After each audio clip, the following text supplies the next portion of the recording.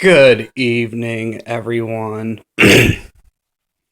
This is random observations for January 9th, 2016.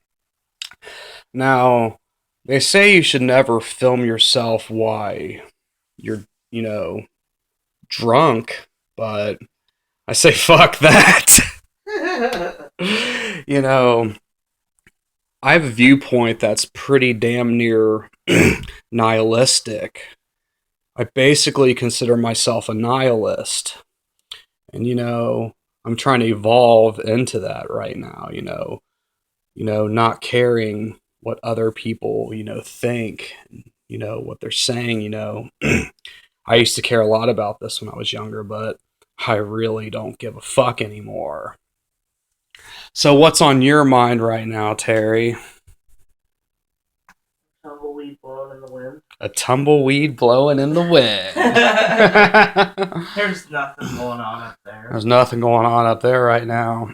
Either that or a little monkey, like robotic monkey, turning gears. With the one with the little chime thing slapping them together, doing like flips and shit. Yeah, that's all. Yeah. Yep. In my head right now, people, it's like the game Pong. That game from way back in the day, that 8-bit, one of the first video games ever made, where it's basically like a recreation of like ping pong. And it's like there's one little like rectangle, rectangle ball. And there's the two whatever. I need to fucking get where I'm going with this, but the two paddle things, yeah, that went back and forth. And like back in the day, whenever that was created, people were really entertained by that. Now you go back and play it, you're like, man, I need to get fucked up to enjoy this game.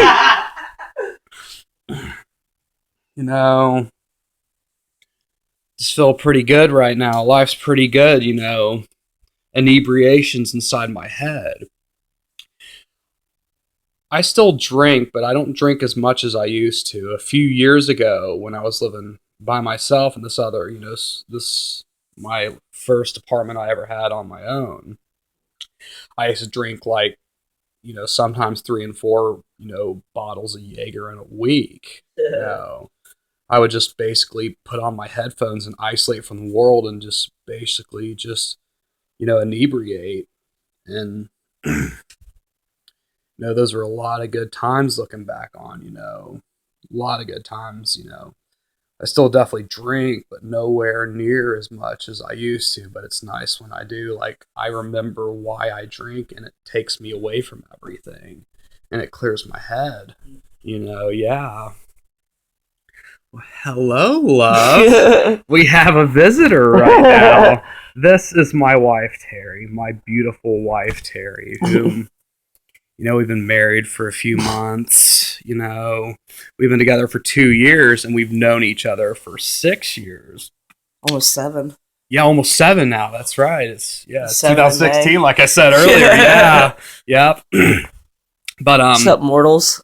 But, we've known each other for like 6 years, and she's the love of my life, and I've said it plenty of times before, like, oh, this girl's my soulmate, and it's not a disrespect thing to them, it just didn't work out. We went separate ways. It wasn't meant to be, but this is truly my soulmate,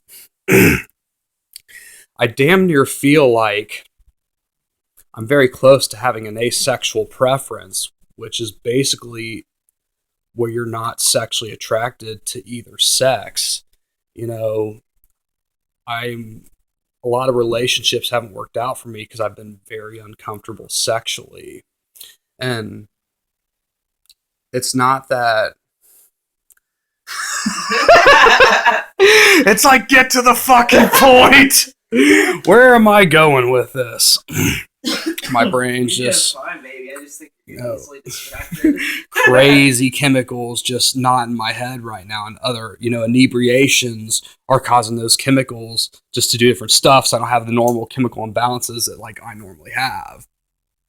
But back to what I was saying, is that there's a part of me that's definitely, I have my sexuality and stuff that, of my sexual nature, but I'm for the most part, I got in relationships and I was very uncomfortable with having sex with these people. just because I was uncomfortable with sex in general. I don't know exactly why, but I just have this very uncomfortableness with it. But Terry's the one person like I can be like that with and show my sexuality and be okay and just I love you too, baby. And I just even thought in the past, well, I was like, well, what if like I was gay? But I've had, opportunities before with people that if I, was gay, I would have definitely been into them. They definitely would have been my type. But even after those, opportunities they gave me, it still didn't feel right and I still felt uncomfortable with it. So it's like, both sexes just to a degree scare me sexually, and Terry's like my one exception with that. And that's one of the reasons this relationship's been so successful is because I'm comfortable with her. I love you too. All right. But let's move on to something. Let's laugh about something right now, Wait a minute, hold on. I need to go get another drink here, all right? Okay. Yeah. Oh.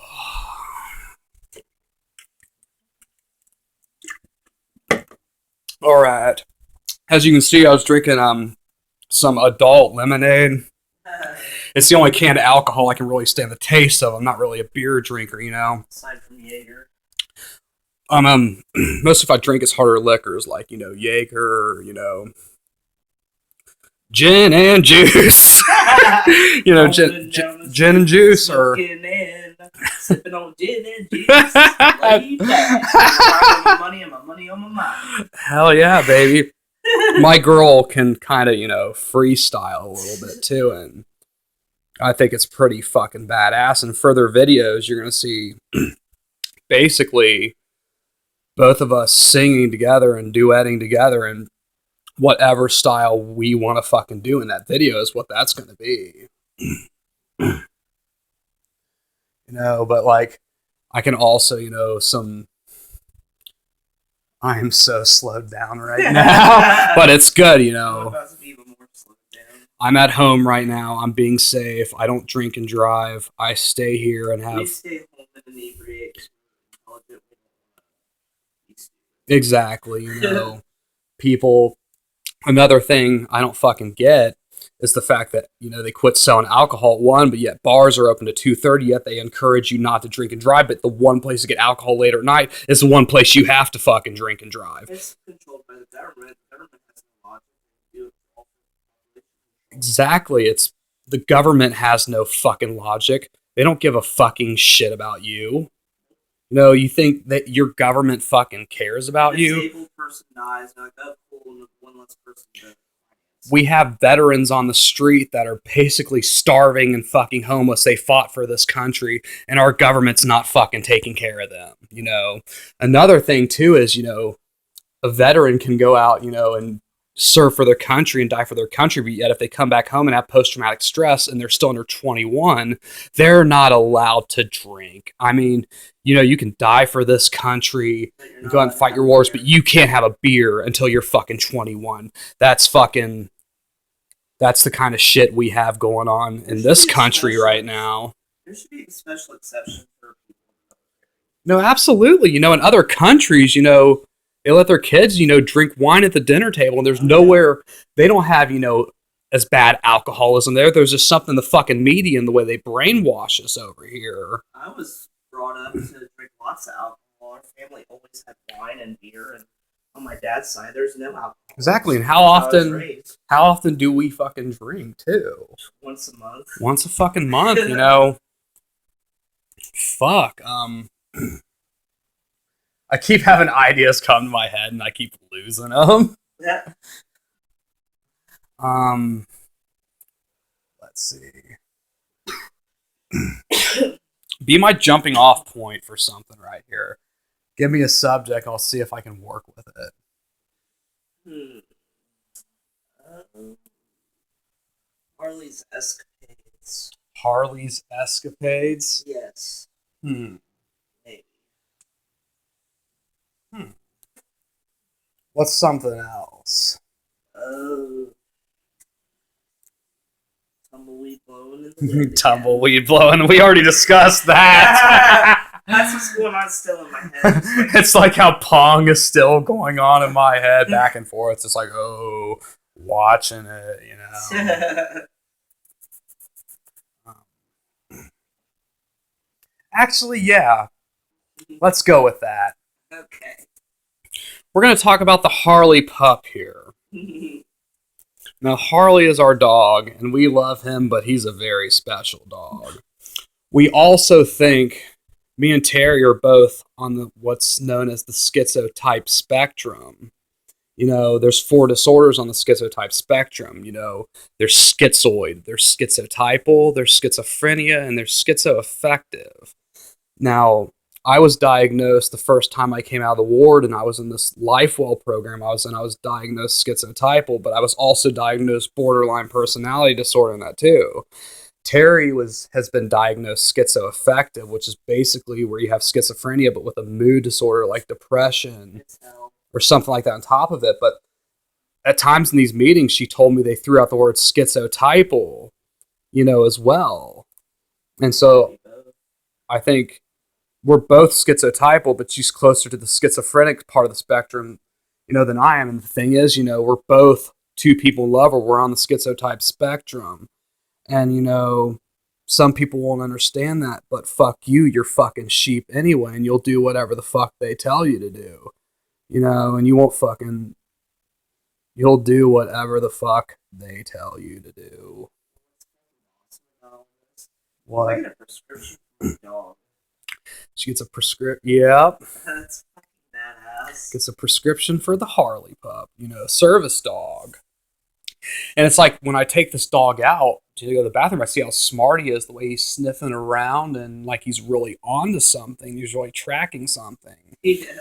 And I see him like he'll do these little things where he jumps around and looks. I can tell that our dog Harley definitely has some kind of schizophrenic disorder too. So there's 3 there's 3 beings in this house that have a schizophrenic-like disorder. And our dog, we love that pup. It is the Harley pup. Yes. All right, I got to think of one more subject before I end this.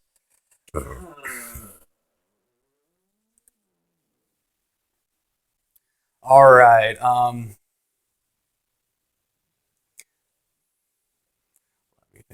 pardon me, people. You might hear a lot of silence in the video just because I'm, you know, brainstorming right now. Some of these videos are basically just brainstorming, spur of the moment, you know, completely just improvised. And improv.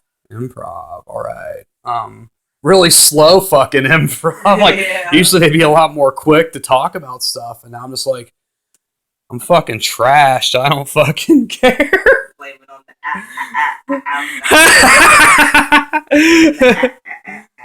Adderall. Blame it on the Adderall. Oh, those good old Adderall days. Those good old fucking Adderall days. Some fun ass times.